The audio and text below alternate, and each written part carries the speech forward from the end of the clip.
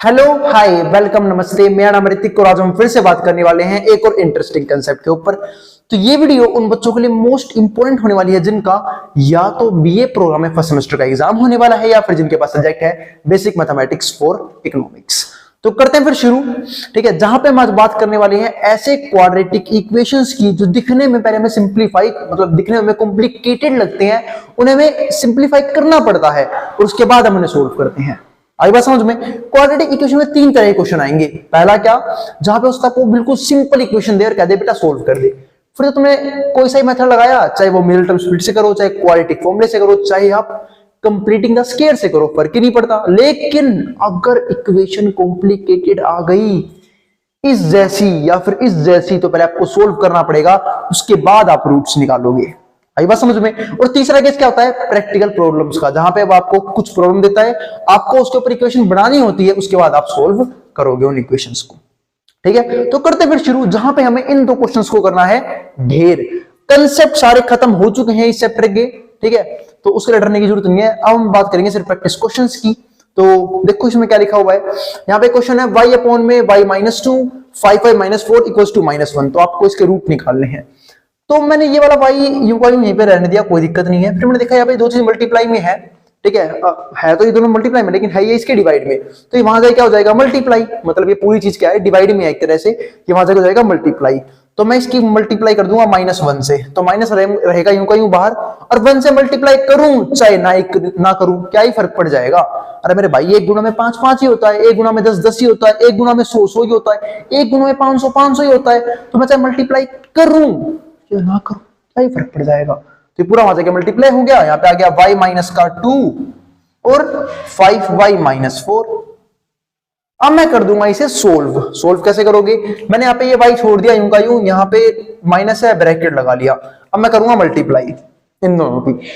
Multiply कैसे करूंगा, इसकी इससे भी करूंगा, इसकी से भी करूंगा, इसकी से भी होगी, इसकी से भी होगी। जब मैंने y की करी 5y से क्या आया 5y स्क्वायर। जब मैंने y की करी 4 से कितना आया 4y। जब मैंने 2 किससे करी कितना आ गया 5 2 10y। जब मैंने इसकी से करी माइनस माइनस प्लस 4 2 8, ये आ गया। यहां तक कोई दिक्कत नहीं है। यहाँ पे ये वाला y यूं का यूं, अब मैं भेज दूंगा माइनस को अंदर। अरे एक बात का ध्यान रखना भाई, माइनस चाहे अंदर जाए चाहे बाहर आए, सबके सिंबल चेंज करता है। तो माइनस को अंदर भेजूंगा तो हो जाएगा माइनस का 5y स्क्वायर, ये हो जाएगा प्लस में 4y। वैसे काम कर लेते हैं ना, माइनस माइनस प्लस 10 और 4 14 14y, ये तो ऐड हो ही सकते हैं क्योंकि इनके पीछे का तो वेरिएबल है, वो सेम पावर लेके बैठा है। हाँ मैं जानता हूं मैं इसको इससे नहीं ऐड कर सकता, ना ही घटा सकता, ना मैं इसको इससे ऐड कर सकता घटा सकता, लेकिन जब पीछे की वेरिएबल की पावर से सेम हो तो हम दोनों ऐड कर सकते हैं। तो माइनस माइनस प्लस 10 और 4 कितने हो गए 14, कितना हो जाएगा, और माइनस का 14 आएगा। पर ये वाला माइनस जब अंदर जाएगा क्या कर देगा उसे, वो प्लस का 14y, और ये प्लस में 8 वहां जाएगा, हो जाएगा माइनस का 8। ये बन गया हमारे पास क्या, क्वाड्रेटिक इक्वेशन। अभी बनी नहीं है, बस एक स्टेप और रह गया, बस y को वहां पे एक कम इन सबको यहां ले आता हूं, क्योंकि हमें ये पॉजिटिव चाहिए। जो भी x स्क्वायर की पावर हो उसे कोई शेयर करके पॉजिटिव बनाओ, इसको यहां पे ले आऊंगा तो हो जाएगा प्लस में 5y स्क्वायर, 14y यहां के माइनस का हो जाएगा, तो y में से घट गया 14y माइनस का 13y, और ये माइनस का 8 यहां क्या हो जाएगा प्लस का 8, बराबर आया 0 के। फिर मैंने पहले बनाने की कोशिश करी फैक्टर, तो फैक्टर बनाए तो मैंने देखा कि देखो फैक्टर यानी कि मेल टर्म स्प्लिट बनाने की कोशिश करी मैंने, कि क्वाड्रेटिक फॉर्मूले से ना करूं, मेल टर्म स्प्लिट करने की कोशिश कर लूं, क्या पता हो जाए मेल टर्म स्प्लिट इसकी। तो कंडीशन याद है ना आप लोगों को, जिनको याद नहीं है तो भाई कह रहा हूं बार बार ये बात कि वीडियो को सीरीज वाइज देखा करो, ताकि किसी भी कंसेप्ट में कोई भी दिक्कत ना रहे, ठीक है। और फिर भी कोई क्वेरी रह जाए आप नीचे कमेंट बॉक्स में कमेंट कर सकते हैं। और साथ साथ अब आपके पास मेरा व्हाट्सएप नंबर भी अवेलेबल है, जो क्या है 9667836336। आपकी कोई भी क्वेरी हो आप यहाँ पे भेज सकते हैं और मुझसे रिजोल्व करवा सकते हैं। पर ध्यान रखना, इस नंबर पे कॉल करने की कोशिश मत करना। आई बात समझ में? ठीक है, खामखा क्यों, आराम से व्हाट्सएप पे मैसेज डाल देना, मैं उसका रिप्लाई कर दूंगा या फिर इस क्वेरी को रिजोल्व करने की कोशिश करूंगा, ठीक है। हाँ ये नंबर मैंने इसलिए भी दिया है कि फ्यूचर में मैं जो भी सीरीज लेके आऊंगा, जब उनके ऊपर नोट्स बनेंगे, ठीक है, तो वो सारे नोट्स आपको इस नंबर के थ्रू मिलेंगे।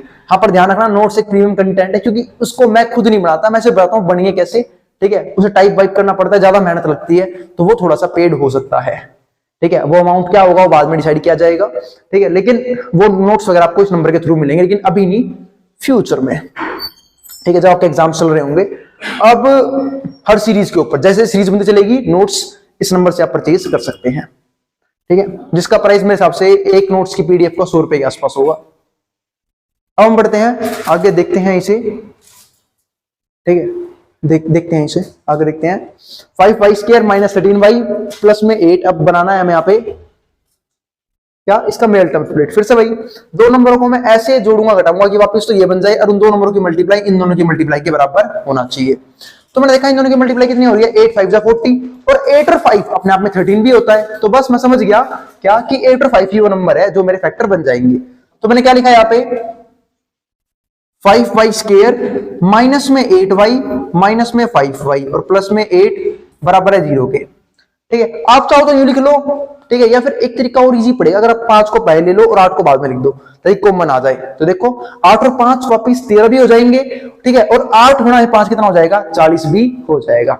आई बात समझ में। अब यहाँ पे देखो कुछ कॉमन आ रहा है इन दोनों में से, इन दोनों में से कुछ कॉमन आ रहा है। तो मैंने देखा कॉमन हमेशा वो चीज आएगी दोनों के पास हो, है ना। तो मैंने देखा यहाँ पे y भी है, यहाँ भी y है, तो मैंने यहाँ से y कॉमन ले लिया। तो यहाँ पे रह जाएगा 5y, ठीक है, और रह जाएगा यहाँ पे 8, क्योंकि y तो कॉमन आ चुका है। इन दोनों में से कुछ कॉमन ही नहीं आ रहा, तो मैंने माइनस का 1 कॉमन ले लिया। तो 5y प्लस का हो जाएगा, 8 माइनस का हो जाएगा, बराबर आएगा 0 के। पूरे में से क्या कॉमन आएगा, 5y माइनस का 8। तो मैंने पूरे में से कॉमन लिया 5y माइनस का 8, यहाँ पे रह गया y माइनस का 1 बराबर है 0 के। अब यहाँ से दो रूट्स आ जाएंगे। अब देखो दो नंबरों की मल्टीप्लाई 0 के बराबर है, आई बात समझ में। तो इसका मतलब क्या है कि या तो ये बराबर होगा 0 का, फिर ये बराबर होगा 0 के, और कोई चीज तो बनेगी नहीं। हाँ, कोई और बंदा दो नंबरों की मल्टीप्लाई किसी और तरीके से जुड़ा सकता है, मेरे को कमेंट बॉक्स में कमेंट कर देना। आई बात समझ में, पर आएगी ऐसे ही, या तो ये 0 बनेगा या ये 0 बनेगा। तो 5y माइनस में 8 बराबर आ गया 0 के, या y माइनस 1 बराबर आ गया 0 के। तो यहां से वैल्यू क्या आएगी, 8 वहां जाके पहले जाके प्लस का हो जाएगा, यहाँ पे रह गया 5y। अब 5 y के मल्टीप्लाई में नीचे किसमें आएगा, डिवाइड में। तो y की वैल्यू क्या आएगी, 8/5। यहां से आएगी y की वैल्यू 8/5, यहां से y की वैल्यू क्या आ गई, 1। ठीक है, जिसको कंप्लीटनेस स्क्वायर से करना है उससे भी कर सकता है, जिसको क्वाड्रेटिक फॉर्मूले से रूट निकालने है वो उससे भी निकाल सकता है। सारे मेथड्स ऑलरेडी सिखा रखे हैं मैंने, उसमें कोई भी दिक्कत नहीं है। अब देखते हैं इस बी पार्ट को, इसके अब इसके बी पार्ट में क्या है, मैंने इन दोनों का ले लिया एलसीएम पहले, क्योंकि एलसीएम लेना पड़ेगा। यहाँ पे एलसीएम ले रखा था पहले से, सीधा मैंने वहां पे भेजा और आंसर निकाल दिया, पर यहाँ पे मैं एलसीएम लेना पड़ेगा। और जब भी ऐसा क्वेश्चन हो ना, तो कुछ मत क्या करो, इन्होंने मल्टीप्लाई कर दिया करो। तो y माइनस 1 y प्लस 1 नीचे आ गया मल्टीप्लाई में। ठीक है, अब मैं क्या करूंगा, इससे डिवाइड, तो इससे ही कट जाएगा। तो y माइनस 1 से y माइनस 1 कट गया, और ये y प्लस 1 चला गया डिवाइड में। तो सॉरी, इससे ये कट गया और y प्लस 1 चला गया मल्टीप्लाई में 1 के साथ। तो यहाँ पे आ गया y प्लस 1, माइनस है ब्रैकेट लगा लो, वरना पहली गलती है माइनस करवाएगा। ठीक है, अब मैं करूंगा इससे डिवाइड, तो y प्लस 1 से y प्लस 1 कट गया, y माइनस 1 चला गया ऊपर मल्टीप्लाई में। तो ऊपर क्या आ गया, y माइनस का 1, और यहाँ पे 1 यूं का यूं, इसको अंदर भेज दूंगा। तो y प्लस 1 यूं का यूं अंदर भेजूंगा, तो माइनस y प्लस में 1। ठीक है, और नीचे क्या रख जाएगी, नीचे रहेगी आइडेंटिटी। पता है कौन सी आइडेंटिटी, अरे मेरे भाई लग रही है, दिखाता हूं। a minus B, a plus B, है ना। बचपन में सीखी थी ना आपने कि a माइनस बी और a प्लस बी मल्टीप्लाई में हो, मतलब दो नंबर सेम जो घट रहे हो और वही दो सेम जो जुड़ रहे हो, तो उनके मल्टीप्लाई बराबर होता है a square minus b square के। तो बस यहाँ पे क्या हो जाएगा, y का स्क्वायर माइनस में 1 का स्क्वायर 1, ऊपर y से y कट गया, 1 और 1 कितना हो गया 2, और ये बराबर है 1 के। तो 2y स्क्वायर माइनस 1 बराबर आ गया 1 के। ठीक है, अब ये डिवाइड में, y किसमें जाएगा, मल्टीप्लाई में। तो ये हो गया y स्क्वायर माइनस में 1, यहाँ पे रह गया 2। अब ये माइनस का 1 आ गया, प्लस का हो जाएगा, तो 2 प्लस 1 कितना हो गया 3। ये आ गई y स्क्वायर की वैल्यू क्या, 3। अगर इक्वेशन की बात करूं तो 3 वहां क्या हो जाएगा, माइनस का। तो y स्क्वायर माइनस 3 बराबर है 0 के। लेकिन आप रूट चाहते तो एक तरीके से और निकाल सकते थे, कैसे कि स्क्वायर को यहां भेज दो, स्क्वायर यहां क्या हो जाएगा, प्लस माइनस में अंडर द रूट। तो y की वैल्यू क्या आएगी, प्लस माइनस में अंडर द रूट 3। ठीक है, ये हमारा आंसर बनेगा। कहीं भी कोई भी दिक्कत नहीं है इस क्वेश्चन में, अब सवाल सोल्व हो चुका है। उम्मीद है समझ में आ गया होगा। फिर भी कोई दिक्कत कोई कोई रह जाए, नीचे कमेंट बॉक्स में कमेंट कर देना। ठीक है, हमारा आंसर आ चुका है, दोनों क्वाड्रेटिक इक्वेशन सोल्व हो चुकी हैं। इससे हमने ये सीखा कि डायरेक्टली आपको जो एग्जाम में सीधा क्वाड्रेटिक इक्वेशन ही दे दे, आई बात समझ में, आपको कॉम्प्लिकेटेड इक्वेशन भी दे सकता है जिसको आपको पहले सोल्व करनी पड़ेगी, उसके बाद आप उसके रूट्स निकालोगे। आई बात समझ में। मिलते हैं फिर अगली वीडियो में, तब तक के लिए बाय। अब जिसको जो उतारना है, जो स्क्रीनशॉट लेना वो ले सकता है, मैं हट रहा हूं बोर्ड के सामने से।